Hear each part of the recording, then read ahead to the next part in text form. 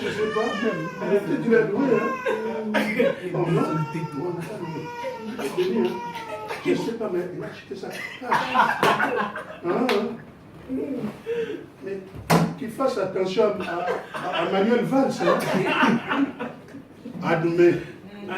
Demain, ça sera ton tour. Amen. On n'est pas né le même jour. Amen. On n'est pas béni le même jour. Amen. On ne se marie pas le même jour. Non. On ne meurt même pas le même jour. Non. Chacun son tour. Yes. Admets l'autre. Demain, ça sera ton tour. Il ne faut pas jalouser. J'ai vu des gens qui ont le pouls Dieu. C'est sa voiture. C'est vraiment pas regarder. La voiture est là. Quand il n'y a personne,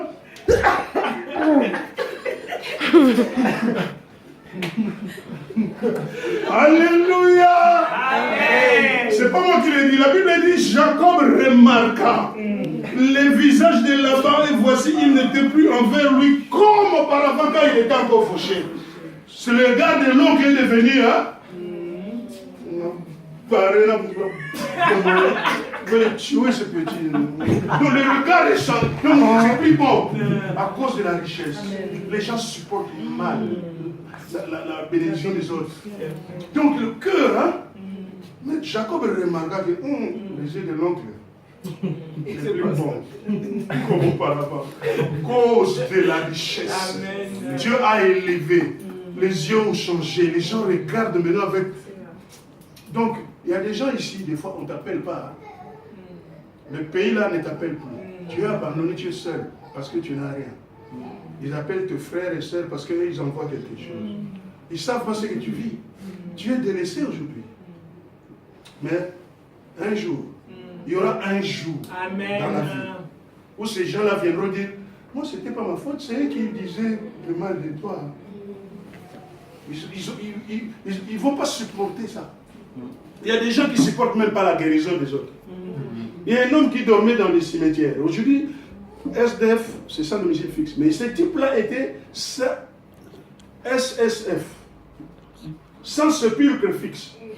La Bible dit qu'il dormait dans le sépulcre. Donc il ne sortait pas de cette cimetière.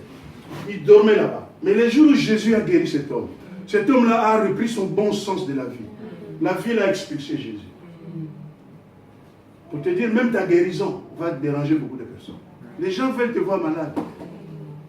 Pour un rien. Or, le mal qui souffre, ce n'est pas toi qui l'as créé ça, qui a créé ce mal. Mais ils veulent ta mort. Pourquoi? Que tu sois là ou pas, eux, c'est leur misère. Mais ils veulent ta mort. Ce n'est pas toi qui as créé leur mal. Ce n'est pas toi qui as dit à Dieu de ne pas les bénir. Mais ils t'en veulent maintenant. Pourquoi? C'est ça l'homme. Pour finir, 3. Alors l'Éternel dit, comme il a vu les enfants là étaient déboudés, l'oncle regardait cet homme dans l'image encore de Dieu, dit, j'ai fui déjà la mort dans ma maison, maintenant la bénédiction me suit. L'oncle maintenant aussi commence à voir les yeux là de mon frère Esaïe ici.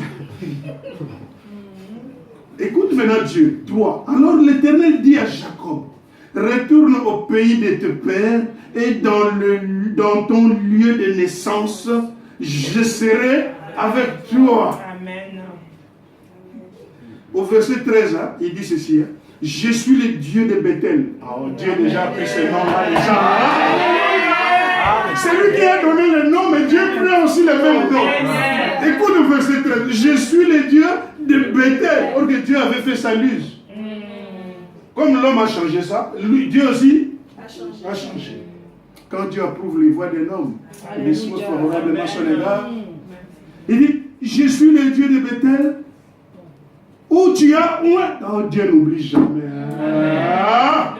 Je suis le Dieu de Bethel, où tu as oint un monument, où tu m'as fait un vœu.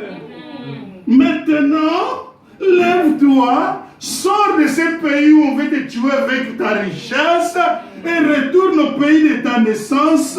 Car là-bas, j'ai déjà arrangé le cœur de ton frère. Je l'ai aussi déjà béni. Il ne te tuera pas. Oh. Amen. Amen. Voilà.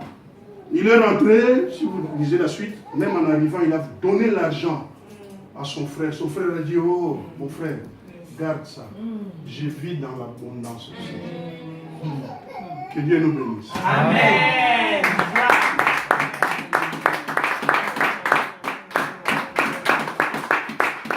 Dieu me met à cœur. Qui veut prendre une décision? Moi, je vais prier pour lui. Quelqu'un qui fait son bilan, il dit non, j'étais mauvais dans le besoin pressant de l'Église. Non, j'étais mauvais. Bon, des fois, je n'en ai pas. Je ne parle pas à ces gens-là qui n'avaient pas. Je n'ai pas. On donne de ce qu'on a. Si tu me demandes tout de suite là 1 million d'euros, je te dirais, j'en ai pas. Mais je parle aux gens où Dieu a donné des injonctions. Ils avaient quelque chose.